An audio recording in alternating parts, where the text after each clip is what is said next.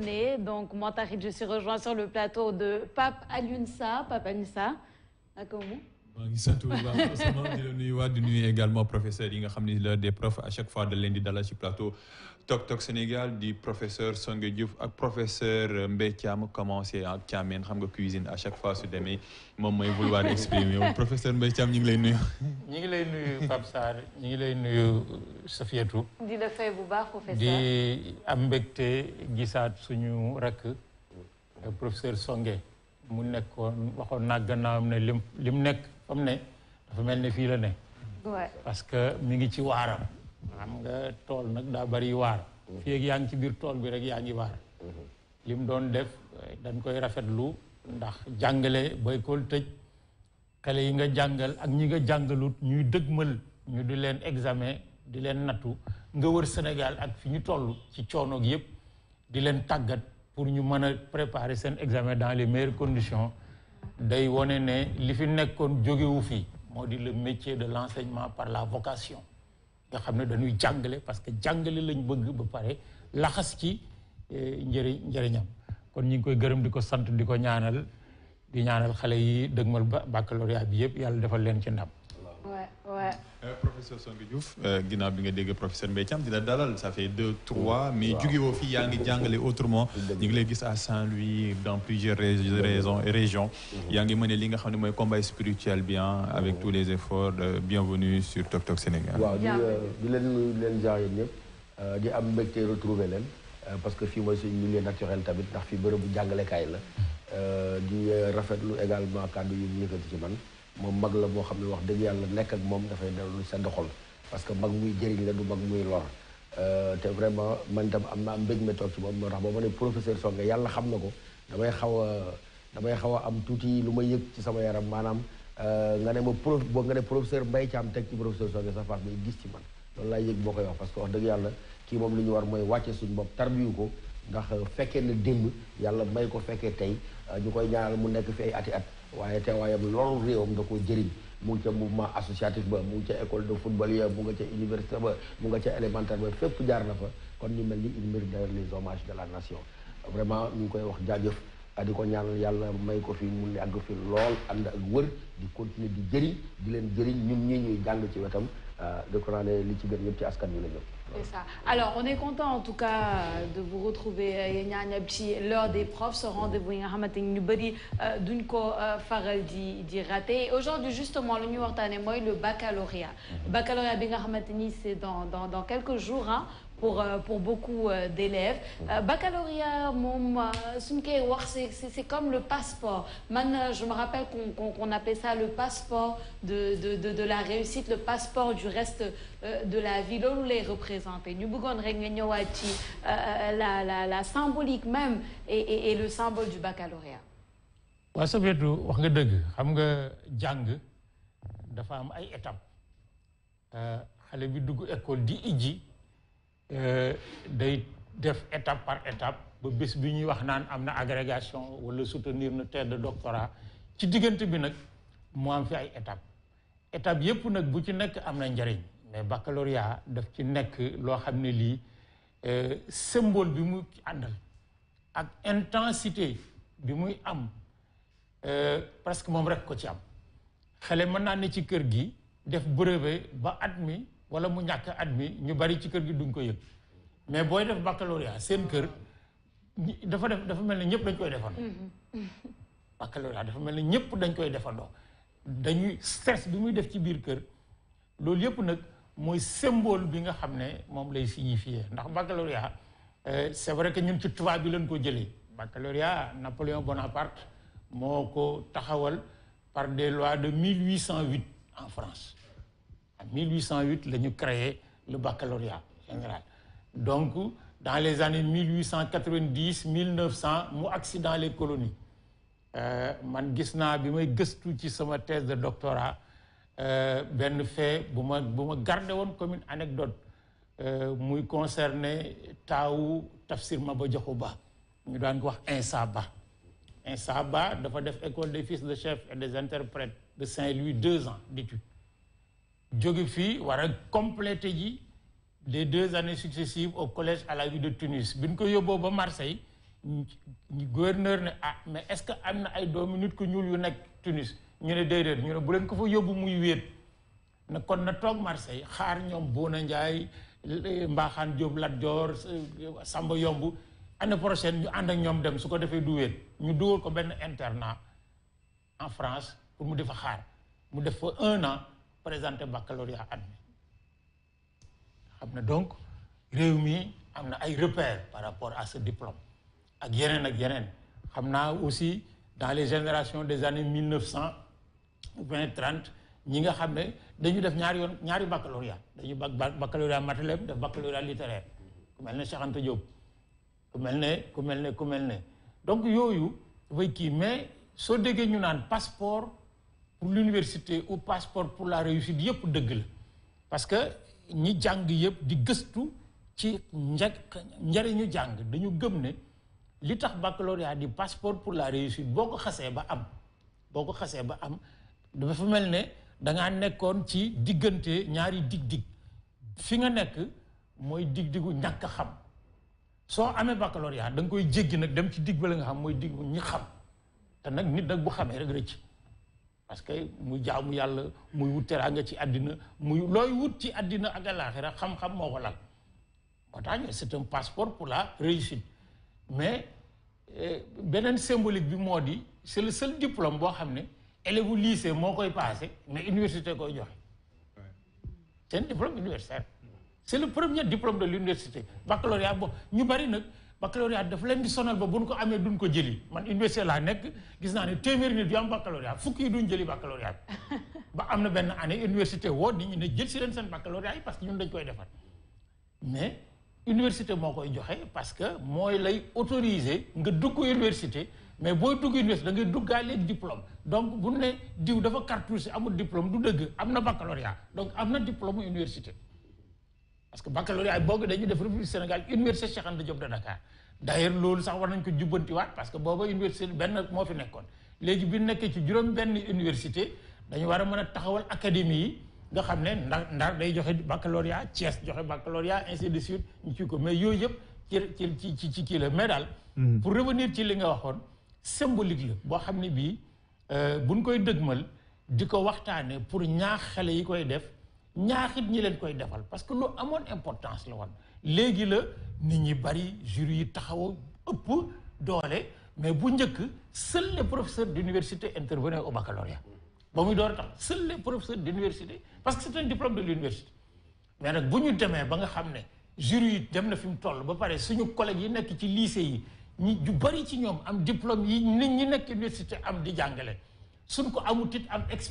expertise pédagogique moo tax ñu ubbi ko mais jusqu'à aujourd'hui dañuy tànn ci professeur université yi président du jury yi ba mu jeex ñu door a jël ci ñu leen di compléter pour présider parce que diplôme universitaire diplôme universitaire lu am importance la donc war nañ ko bokk na ci nag yoo xam ne yi man gëm naa ko peut-être songe dina ci ñëw buñ ci kanamee ñu réhabiliter ko parce que bu ñu demee ba banaliser baccalauréat banaliser diplôme ak bu mënti doon dañuy dugal xelu am diplôme ak ñàkk am diplôme yépp benn la loolu nag du dëgg du woon dëgg démb du dëgg tey mu sët du doon dëgg ëllëg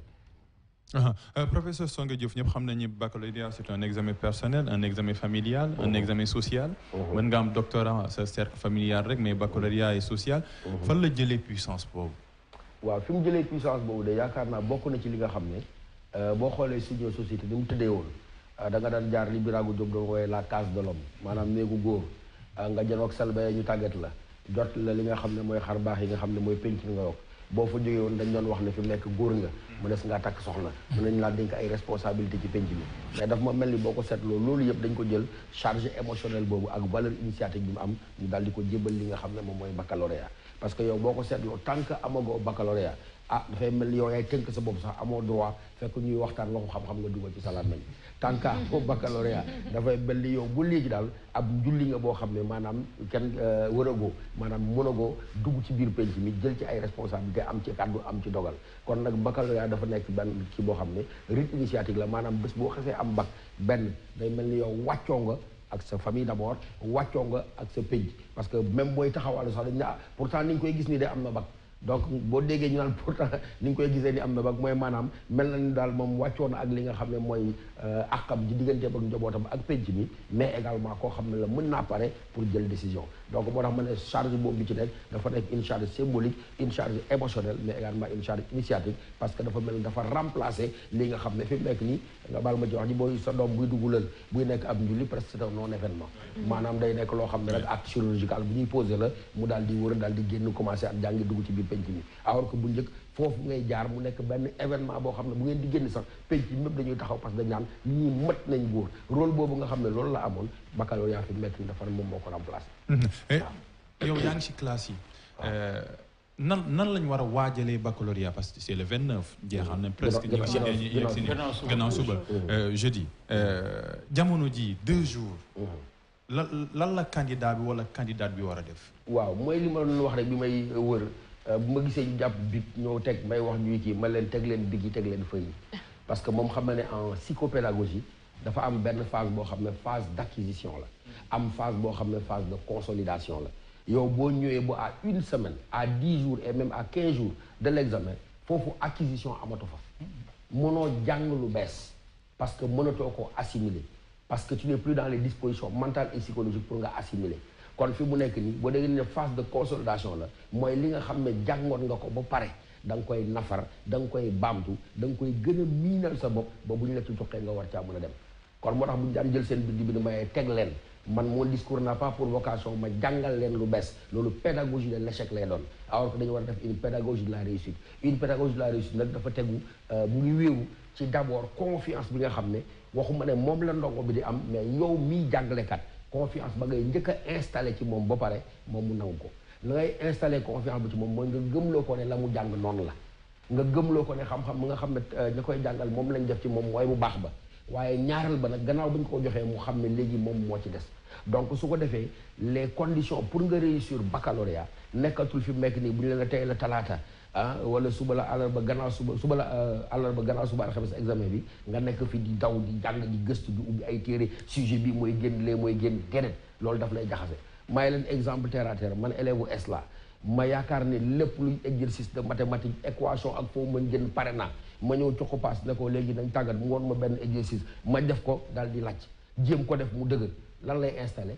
jeexi jaaxa boo xam ne dina installé lu dut jaxase complètement confort mental ak intellectuel bi nga xam ne moom laa nekkoon kon may leen fi mu nekk nii le premier pas pour nga bañ a lajji mooy que nga bañ a nekk di jéem a jàngaat lu bees ñaareel ba gannaaw ba nga doolelee sa bopp nangu ne yow demuloo ci ab concours parce que moom laa leen di wax dama leen concours bu Sofia amee 17,50 man ma am 17 moom mooy jàll ma toog waaye l'examen lan la contrôle de connaissance la maye leen kan ci yéen moo mën a nangu ne man cuune naa cuune boo xam ne mu ne su ma am sax sagaru 8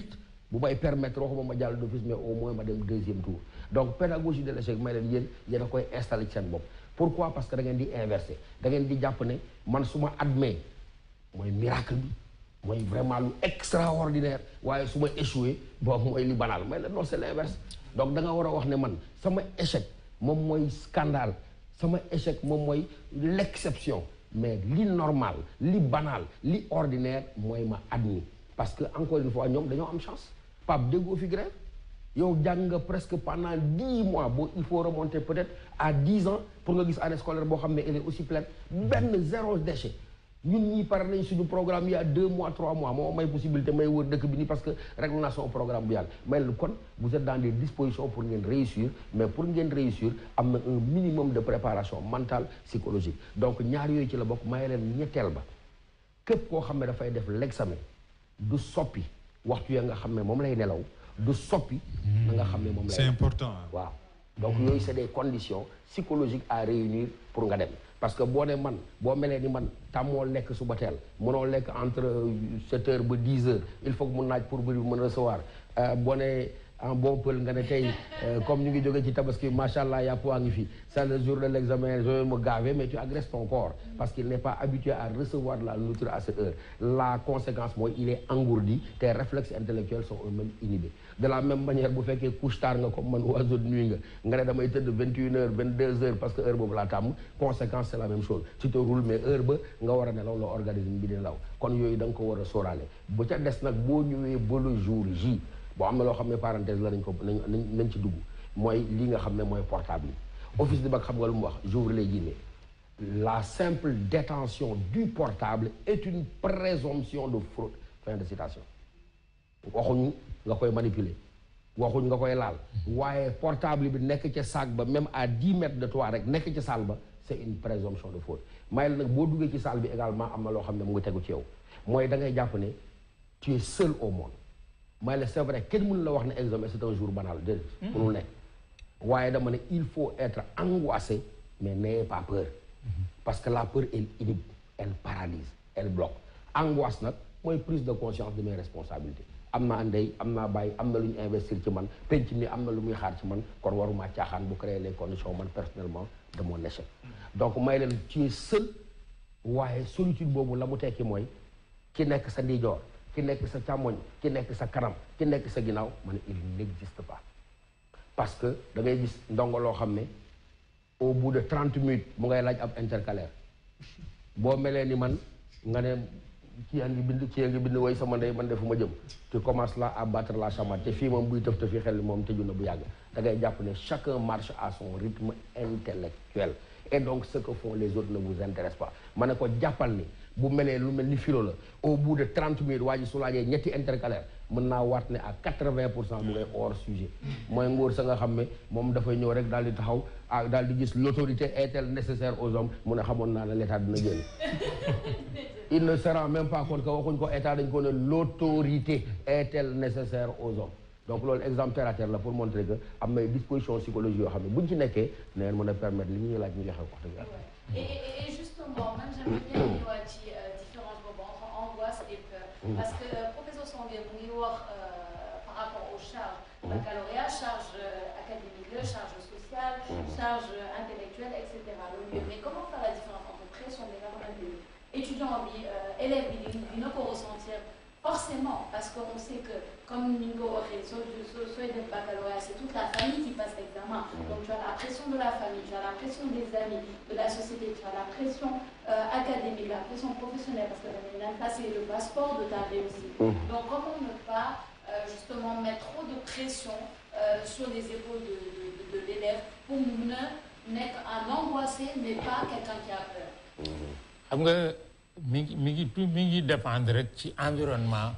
kii def baccalauréat bi ak moom ci boppam parce que personnalité yi nag du benn soo nga wax na ko léegi parce que am na élèves yoo xam ne ñu dañoo dal teey di ànd ak seen xel di jëfe seen xel am na ñoo xam ne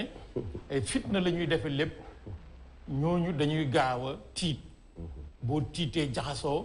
boo jaxasoo mënatu sa xel contrôler toog mais li ci ëpp nag mi ngi dépendre ci ñi la wër parce que bu fekkee ne dañoo dëkkal ci sa bopp bi lii ngay def bu soobee yàlla ren di nga kii yow baccalauréat yow doo am sax bac xam nga doo am bac parent waru ko wax gone guy préparer baccalauréat même boo gisee ne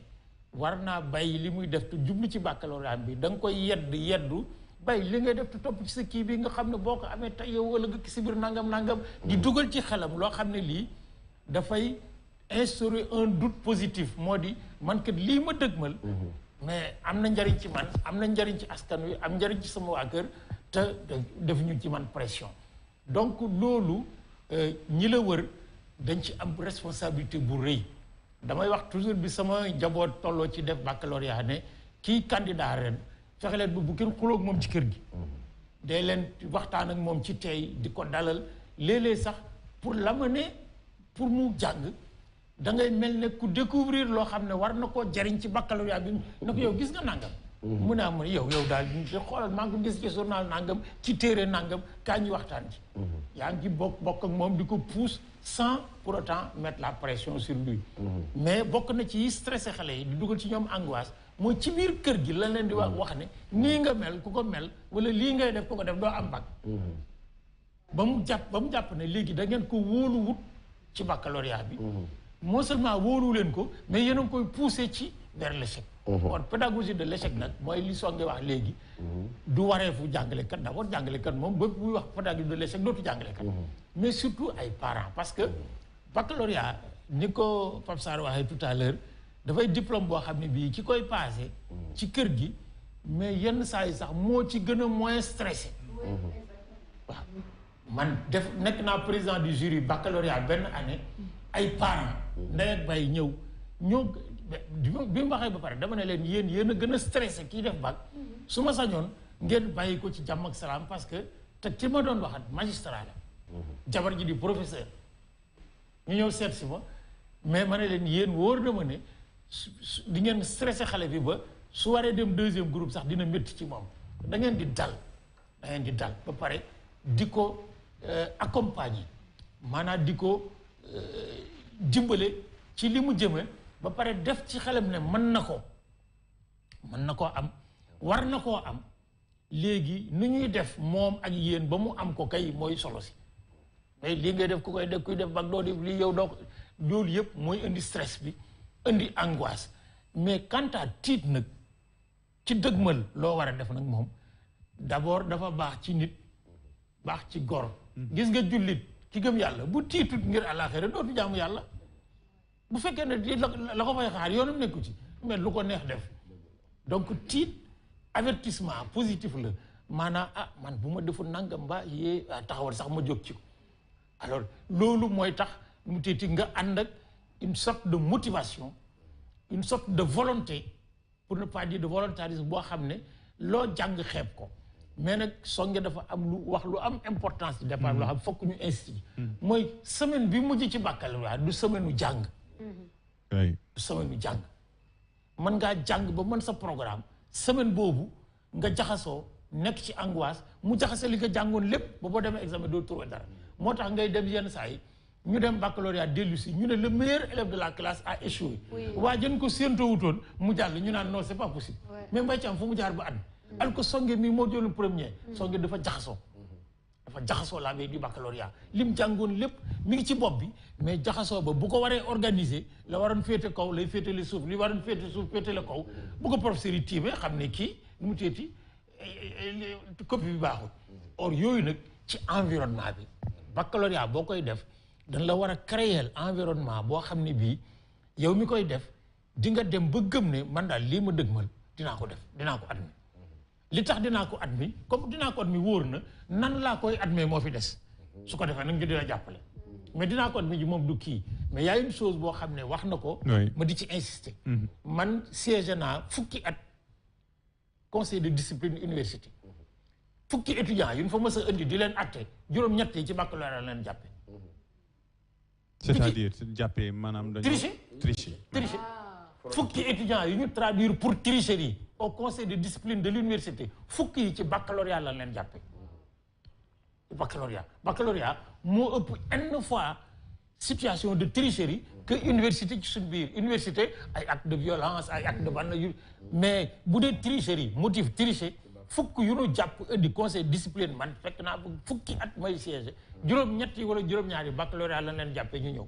ñu deen condamné juróomi at dootoo def baccalauréat wala ceci wala cela or loolu da koo matul parce que damay wax toujours xale yi ne bu leen di tere tricherie da ngeen defee ne njàng mee tax ñu leen tere tricherie mais du loolu dama ko wax étudiant yi dama leen wax gis na kii tricher classe ba jàll université mooy tricher ci liggéey mooy tricher dans le couple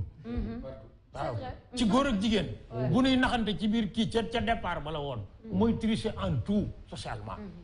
parce que ba pare lépp loo am ci teraanga soo wéetee daf lay perturber tu n'as pas la sensation du mérite or loolu jaru ko parce que nag baccalauréat am ko c'est important parce que fii ñu toll ci réew mi ñun doye la gun ci baccalauréat bu ma déggee nit naan y a trop de bacheliers damay ree parce que damay wax ki koy wax xamu ko parce que 16 millions d'habitants seen ratio de bacheliers mooy 400 000 bacheliers parce que c'est 2% de la population d'un pays qui doit avoir le baccalauréat nekk dans les universités wala dans l'enseignement supérieur or amagul 200 bu na amee 200 000 ci la yëpp donc amagul sax la moitié donc doyul mais par contre mën nañoo fexe nag ba encadrer xale yi dans l'effort et dans le mérite ba tax na office du baccalauréat jël na ay taxawaay yoo xam ne surtout que kii ko yore tey muy professeur Socé Ndiaye nekkoon directeur des affaires pédagogiques de l'université de Dakar bokk na ci ki gën a naw ci université ci jikko ju rafet ak pas-pas ak liggéey bu sot or donc xale yi nañu moytu dem baccalauréat di fa def luy nduroog tricher parce que damaa fàtte sama téléphone ba ëndaale ko du lay loolu nag parents d'élèves bi ñoo leen ci war a aussi góoru man musuma nangu parmi mes enfants kuy defi baccalauréat xëy rek dugg oto dem maay ànd ak yow ba ci biir centre non il faut les rassurer man damay ànd ak sama doom juy def baccalauréat ba ci biir centre bi daal di koy tooñ kaf ak moom mu ree dugg ma wàññee ko dem bu boobaa nga koy wax andi sa téléphone muy kii nga ne indi nangu téléphone bi def ci sa poche waaw parce que boo yoree téléphone ci sa biir poche buñ ko gisee c'est un motif de tricherie dañ lay dàq indi ki yooyu nag dafa rafetul parce que d'abord dafay déteindre ci parce que dañ koy def ci seen dossier yi dañ koy def ci seen dossier ba pare bu siiwee dafa lay yàqal lu bari ci àddina ba tax na daal ñi ngi dëgmal diplôme boo xam ne Pape Sarr lu am importance man bokk naa ci ñi gëm ne war nañoo sax taxaw def ci jàngat bu yaatoo parce que baccalauréat nag ci France la ñu jóge France rek defu ko àddina yëpp dañu am processus boo xam ne ci ngay jóge secondaire dem université ñii tudde ko baccalauréat ñii tudde ko neneen mais ñun ci suñu bopp après nag 60 ans d'indépendance nag war nañu mën a taxaw nag seetaat nan la ñuy defee kuy dem université ak ku du dem université parce que président Ablaye Wade mos na fi yëkkati loo xam ne lii dañ ko defoon ay kaf parce que moom mi dafa meloon na koy kaf ba mu koy wax mais c'est extrêmement important dafa doon wax ñi ngi wax bac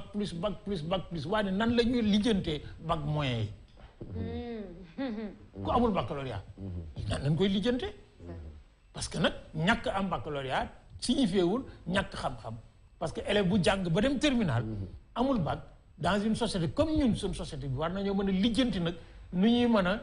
valoriser li mu jot a jàng ba nga xam ne ñàkk baccalauréat gi du tax ñu sànni ko mel ne kuy sànni ndox sànniwaale liir bi nga doon sang ci ndox mi. Professeur Songué Diouf ñu ngi doon wax léegi ci pédagogie de l'échec pour ne pas faire peur aux candidats mais suñu xoolee baccalauréat suñu amee 40% dañuy gargarisé ou alors que 40% dans les autres pays ça va créer le scandale donc ñi échoué ñoo ëpp ñuy réussir élèves yi parfois dañ naan nan la professeur yi di leen corriger c'est important yéen a yor copie yi yan erreur lañu war a éviter su élève bi nekkee ci copie bi parce que yéen a yor corrige nee nañ da ngeen di xoos rek baare nan lañ leen di corriger ñoom c'est important ñoom ñu xam ko waaw dañ leen di corriger xam nga déjà enseigner c'est évaluer donc ni ñu lay corriger dafa méngoo rek ak ni ñu la jàngalee ak lañu la jàngal. surtout philosophie waaw surtout philosophie d'accord là parce que xëy na dafa bees élève bi temps ba mu koy jàng bokkul ak temps bi muy def histoire wala géographie wala maths bu ngi koy def depuis la maternelle philo na ñoo la ko bees c'est vrai que philo discipline apolémique la parce que ndongo yi très souvent dañuy jàpp ne matière bu xaw a jafe la dañuy jàpp ne très souvent note ba ngay am aajuwul rek ci yow qualité liggéey ba nga def waaye mu ngi dépendre ci professeur ba na nga ko gisee waaye yàgg naa wax loolu amul c'est un préjugé boo xam ne amul benn fondement parce que en réalité da ngeen nay ci note waaw mais doo leen maye note quoi waaw xam nga 16-15 en philosophie waaw xam nga moom xam nga ne évaluation du obéir à des caprices comme ça individuels déedéet évaluation xam-xam la bu ñu lay jàngal déjà ñun bu ñuy évaluer office du bac pour éviter li ngay wax nii daf ñuy dajale ñu doyen yu mel ni ñun ñu def carnaval de correction maanaam yow mi nga xam ne yàggagoo ci njàngale mi dañ laan sujet bi à peu près introduction ba nii développement ba nii conclusion les attentes minimales yi nga xam ne moom war a fekk ko bi donc yow carnaval boobu moom mooy déterminer li nga xam ne noonu ngay évaluer te carnaval ba mu ngi méngoo ak li sujet bi soxla mais mu ngi méngoo ak l'esprit du programme léegi fii am problème rek souvent boo ko gisee mooy que loolu ñun am nañ ci wàll maanaam ni ñuy jàngalee élève bi li ñuy xaar ci moom mooy restitution parce que am na noo xam ne noonu lay jàngale élève bi tam noonu lay comporté woo bu fekkee moom élève bi amul benn centralité bu ma def ci moom man maa yor micro bi man maay wax maay def man maay dindi moom mi nekk nga xam ne daf may déglu ba ma pare rek kooku lan lay yaakaar day yaakaar dama koy delloo dafa ma war a delloo li nga xam ne moom laa ko jox donc on l'apprend pas à s'inquiéter on lui apprend pas à douter on lui apprend pas à penser par lui-même kon nag yow boo ñëwee ba ca examen ba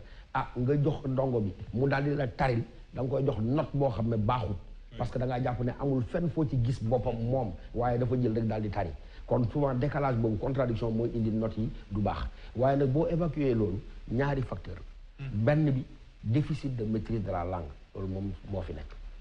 mooy faute yi mooy pas faute yi sax nga balu ay pël la ñuy traduire waxuñ sax wolof xam nga li waa ji doon wax ne que nous ne parlions pas le même langage ça peut passer mais qu'on ne parle pas du tout la même langue man ak ki may corriger xam nga loolu c'est un problème et souvent ñu nag ñuy corriger nous ne parlons même pas la même langue donc loolu c'est un premier élément boo xam ne bokk na ci à 85% Pape lii expliquer li nga xam ne booy mënuñ performant en philosophie parce que il est évident que yow bu fekkee mënoo làkk tubaab bu jub mais Pape kooku naka lay argumenter naka lay produire un discours cohérent naka lay produire un discours boo xam ne am na une teneur scientifique boo xam ne mën nga def note bu baax ce n'est pas possible ensuite l'autre élément il est lié au fait que ni ma ko waxee sànq maanaam temps bi nga xam ne moom nga koy jàngal fii dafay gàtt élève bi du jot a pénétrer wu de l'esprit de la discipline parce que day ñëw commencer en octobre mu grève pendant 4 mois pendant 5 mois au mois de juin nga bëgg ko évaluer ci discipline boo xam dafa bees tax ci moom donc booboo la ñaari critères yooyu ñoom ñooy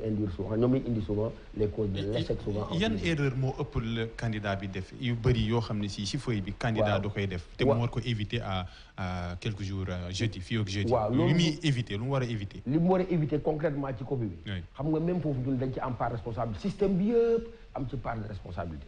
de la maternelle ba nga yegg si université pensée dichotomique lañ lay jàngal thèse antithèse jeex na waaw non seulement thèse antithèse mais c'est plus propre dichot maanaam wax lii yaakaar ne mën nga ko dindi wax leen loolu nañuy formater élève bi laal wax pas maternelle ba fii donc kooku bu ñëwee pour nga wekki loolu ci moom dafay xaw a jafe moom day jàpp ne war naa mën a wax ne Sophia thèse elle est très belle cependant antithèse elle est très laide et ça lui pose aucun problème parce que moom pour moom antithèse la war a produire loolu c'est valable pour la philosophie c'est valable en littérature boo ko seetloo c'est valable pour toutes les autres disciplines littéraires donc loolu dafa nekk loo xam ne man de bokk na samay combat suba teel dégg nga ma koy wax partout je leur dis attention ngir yàlla la pensée elle est beaucoup plus subtile que cela newul damay wax lii teggi lii dindi ko indilee déedéet mën ngaa wax lii téye la nga waxoon am jéego ci def mën di wax phrase de transition dama leen comme yéen déggu leen tubaab phrase de transition xam nga ni ñu ko defee ñu ne ma leen da nga naan donte waaye donte waaye c'est vrai xam nga boo dee donte mooy professeur nangul naa la waaye nag yooyu itam nangul ma ne waaye ma dolli ci lii noonu la antithèse di fonctionner mais encore une fois même foofu toujours langue bi il faut que la langue soit là bon pour terminer rapidement j'aimerais qu'on lie un peu l'arrivée du bac professeur Mbaye Thiam avec l'actualité démb rek lañ doon reporter ce qui s'est passé à Vélingara dans un lycée où justement les élèves de terminale ont brûlé des bancs, c'était des bancs, des chaises, etc. En tout cas, le matériel, foofu la ñu waree sax composé def le bac, ils ont brûlé. On a parlé aussi la semaine dernière du CM de Dakar, etc. loolu yëpp mu xaw a doy waar ñuy inquiété wu sur l'éducation et la discipline des élèves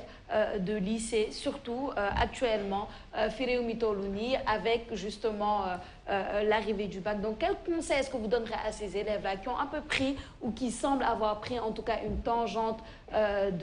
d'indiscipline? On a l'impression avec les effets là ñu bëggoon rek nga conseiller leen ci la conduite et l'éducation, surtout à la veille d'un examen comme le baccalauréat. waaw gis nga Sophia man de li xew ci école yi fan yi ñu génn bu may lire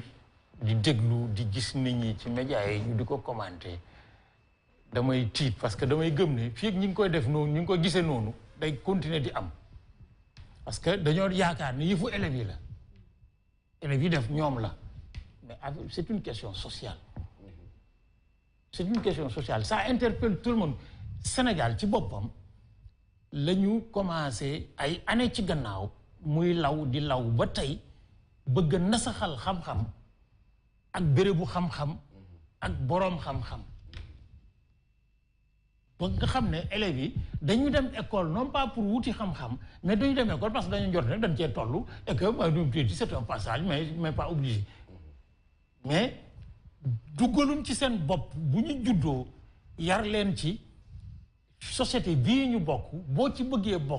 bokk ci ñi nuy joxoñ dans le sens positif da ngaa war a wuti xam-xam sooy wuti xam-xam da ngay respecter fi nga koy wutee respecter ñi la koy jox respecter xam-xam ci boppam c'est-à-dire on a tué dans ce pays progressivement le mythe du savoir et des sachants c'est-à-dire léegi peu importe léegi daal amal xaalis ak foo ko mënta jëlee moo tax jaay drogue yi bari agression yi bari trafic de faux devises yi bari parce que soo amee xaalis rek daal di ñu daal di teg fu ñu tegul kenn or képp ku ñu topp nag ci réew mii gis nga Serigne Touba ak El Hadj Malick xam nga lu leen may li ñu am jàng xam-xam dañoo wut xam-xam di wut xam-xam di wut xam-xam ba jàkkaarloog yàlla c'est une nit ñi topp leen képp ku or loolu nag ci réew mi dafa am une tendance forte boo xam ne bii dañ ko bëgg a wékk ci xale yi donc ci xale yi ci société bi la société sénégalaise ñun bi ñu nekkee lycée di dem vacances Jolof Sofia bu nu ma saan ñëw dëkk bi bala ñu mag xam ñi am baccalauréat da ngay ñëw jékki-jékki gis ay délégation mag ñu ñëw seen kër di ndokkeel sa ndey ak sa bay ci baccalauréat wala brevet Pape Sarr at ma brevet ñu ne fu mu ko amee ñu ne Ndar mag ñi di la ñaanal léegi de waaye na dem liggéey nu mu tee loolu amul solo na wuti alal or yooyu nag moo tax xale yi seen nekk ak école du contrat moral contrat éthique avec l'école contrat gis nga la preuve bu ñu nekkee école day jékki-jékki rek nga gis benn xale bu jigéen bu jàng siwut CM2 CM ñu ne anam ñu ne may neen ko jëkkër pourquoi parce que benn mbokk bu nekk France moo am xaalis ñu yaakaar ne am xaalis ñu bëgg koo kii balaa rëcc mu téet wala jékki-jékki ñu ne xale sàngam ne ñu ne bàyyam yóbbu na ko tool wala yóbbu na ko géej mu gétti or yooyu nag du ci gone yi ci ñun la su fekkee ne dañoo bëgg réew mi defar ko defarin woo xam ne wii lépp lu ñu am ci acquis dootu soppeeku mukk dañuy taxawal le culte du savoir et le culte du savoir nag école lay jógee ci daara école fépp fu ñuy jàngalee nag laa wax exactement fa la ñuy jëlee xam-xam parce que xam-xam mooy tax nit ki doonuñu ko méngale ak bàyyi ma xam-xam mooy tax nit ki mën a teg boppam ci biir société bi xam ay wareefam ak ay yelleefam xam-xam mooy tax nit ki mën a sax jaamu yàlla yooyu nag buñ ko defee mais xale yi dootuñu def ni ñu mel. C'est ça. En tout cas, le respect du savoir est important et bonne chance à tous les candidats qui ont composé pour l'examen du baccalauréat.